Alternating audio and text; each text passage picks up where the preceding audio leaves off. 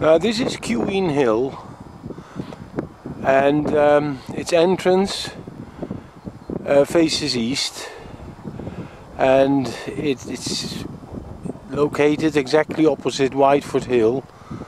On the other side, the hill's there, and this is Bay of Fitztown, we call it. This would have been land.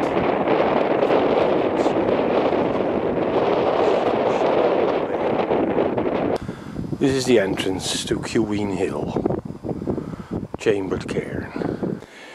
Now here we are inside Cuween Hill, and this is the light coming from through the passage, falling into the main hall and continuing into the back chamber, which is the most intriguing thing of this building.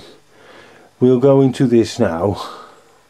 First of all, we see here steps which lead to a higher floor. Both floors are basically the living rock, and they're flat. Anyway, this is higher up, and it has quite a good entrance. Also, the entrance passage is quite good at Cuween. So here now we are inside the west cell of Cuween, opposite the entrance, more or less, and I can stand upright here. The roof's just over my head, so it must be about 180 high here. But this is now the special thing of Cuween. There is a second cell here, which could very well have been a bed. And although there has been found charcoal there, it could also have been a fireplace. But what is important is that this cell is separately roofed with a lintel, or with a corbelled roof.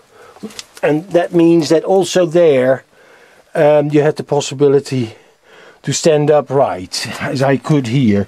And there is this, you see the separation slabs, which you find in Scarabray houses. And this is another lintel. I mean, the roofs are separated.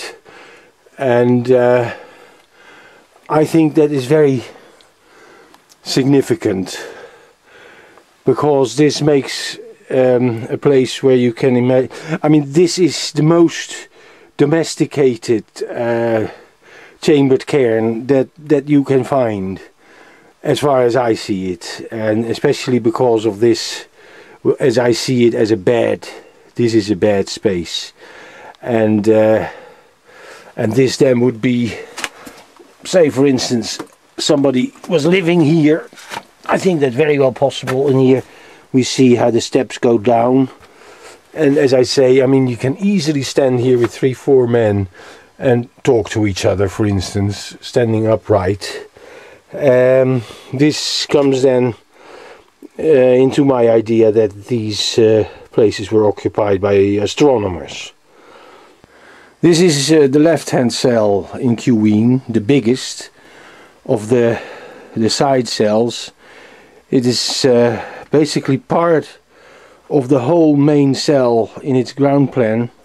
This wall is put separate from that wall, but then starts integrating over the lintel.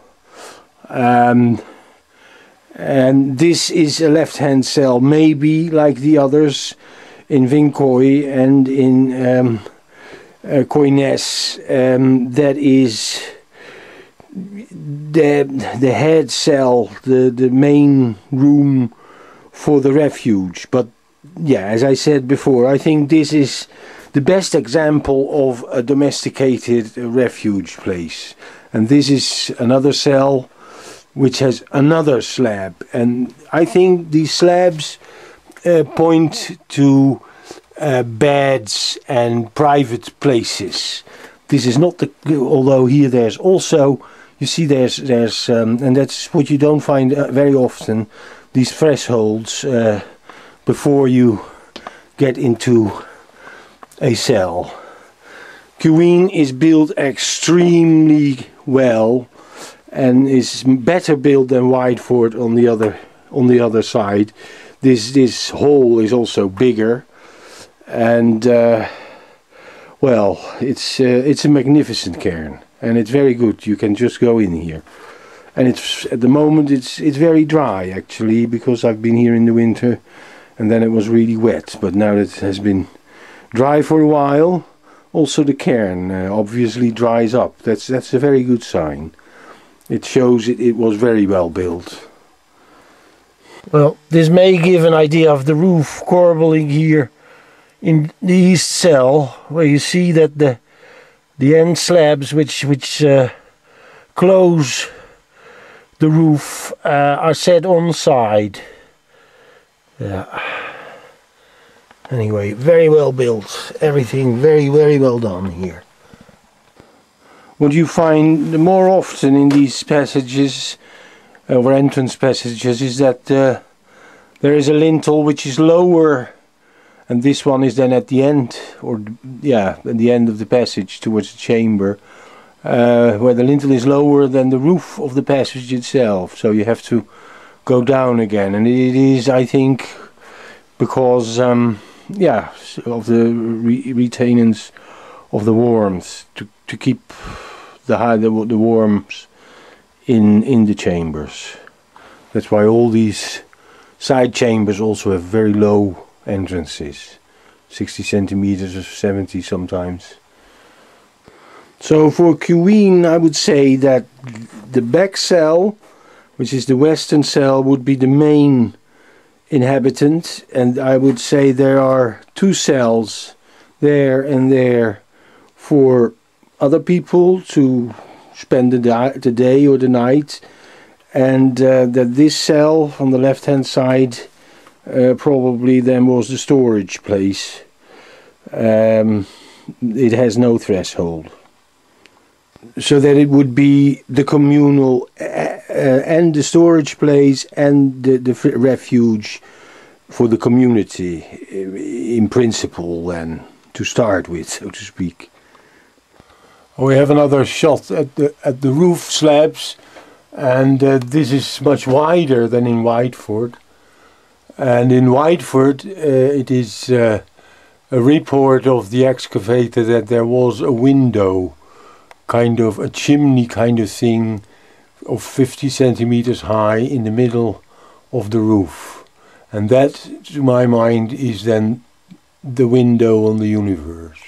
And that was also, I infer then, the case here, that they could take off a slab and see the night sky through this window. And that means that they could see the stars move through their window and just appear and disappear then. And they could measure the time that it took a star to cross their window, and they could have a pendulum swinging to see whether this time was every time the same. That's my idea about how they measured the passage of the stars through their window.